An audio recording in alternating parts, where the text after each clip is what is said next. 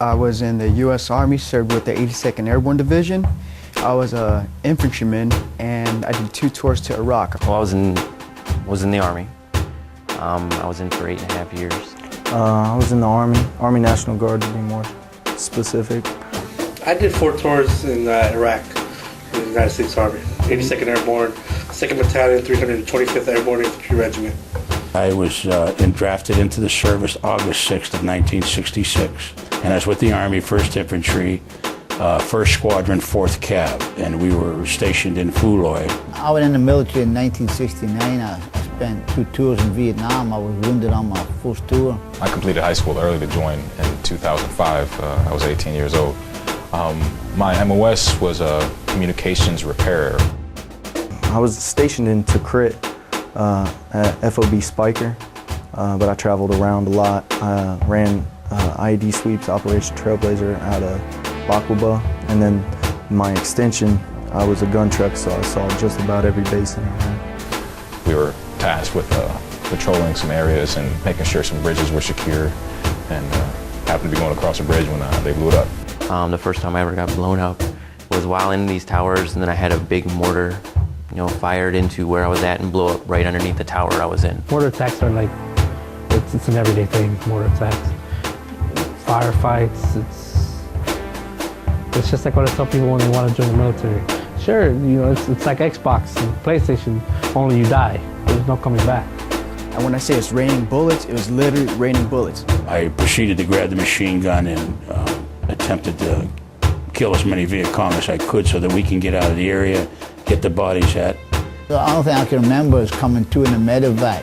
They had loaded, and they had loaded me up, wounded, along with the dead in the rucksacks. So I'm up on the 50 cal, haven't slept in over a day and a half. I started dozing off, falling asleep. I'm embarrassed that this happened, you know what I mean? I'm the eyes and ears of the convoy, people's lives are in my hands. When you go into combat, you're turned into this killer. Shoot first, ask questions later. It's not like a dream, it's more like, no shit, your training kind of kicks in, you know what to do, it's muscle memory. I'm falling asleep on the 50 cal. It's cool, it's dark, I haven't slept in a day and a half. And all of a sudden, pop, pop, pop, pop, boom, explosions going off. I just wake up shooting. I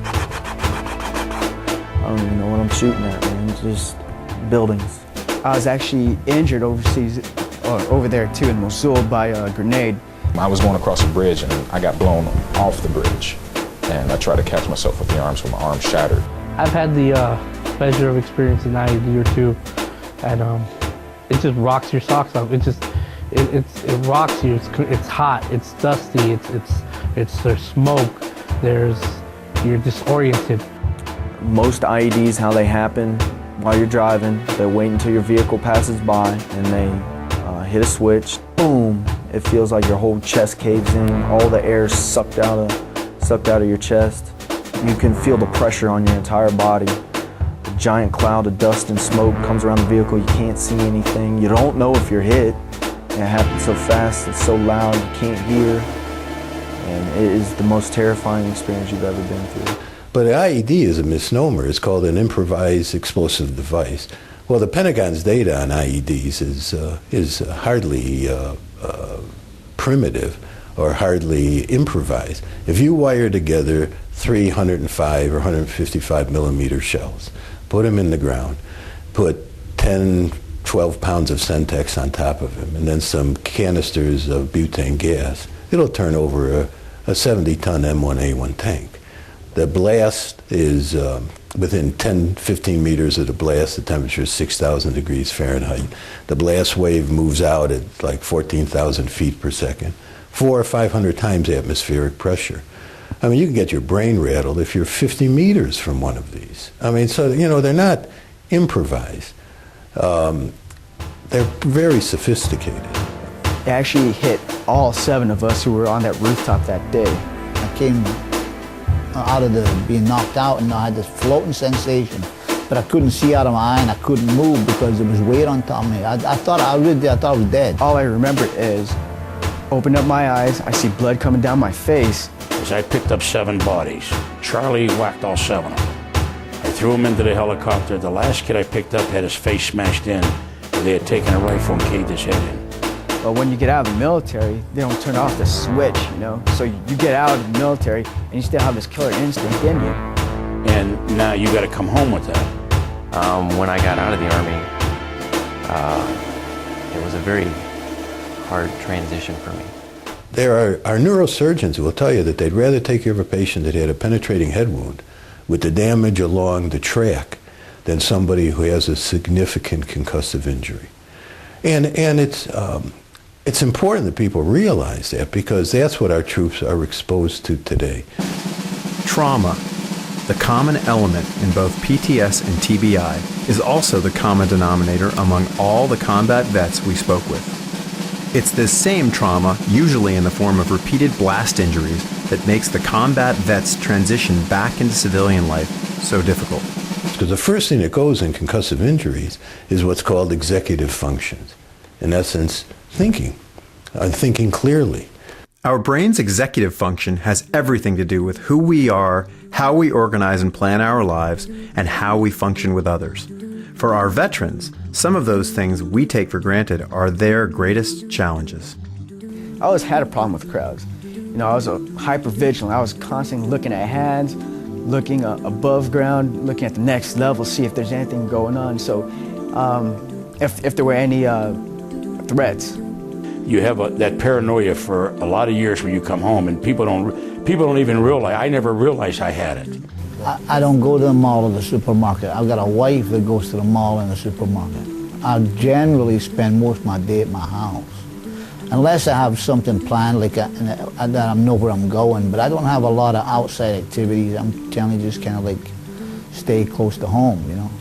There was nobody after me. You know, it was my own paranoia, so I can't speak for the guys coming home now, but I could visualize in my mind what they're going through. Usually avoided those crowds. I never went to the mall. If I needed new clothes, I'd send someone else to go get it for me. But I was always terrified of them. You know, you're carrying a gun, you're carrying a knife, a weapon, anything to protect yourself, because they still think in their mind someone's coming after them. I have a problem socializing with people in general. I'm not real close to people. I'm not. You find yourself hard to do that? Yeah, it's hard for me to be open and, to people. And I'm just real guarded in my relationships with people, you know. Sporadically, you know, I have kind of like migraines, just sensitive to sunlight, and my tinnitus is a bitch, you know? Like right now, I have ringing in my ears, so. When I got out, I did have a major problem with insomnia. I couldn't go to sleep. Sleep deprivation. I was having nightmares, real bad nightmares. Normally, on a good night's rest, I would normally get about 4 hours or so of sleep a night, and that's usually not constantly, but there's times I get like nightmares. A lot of times I wouldn't remember them. My girlfriend would tell me I was crying in my sleep, or I'd wake up screaming in my sleep.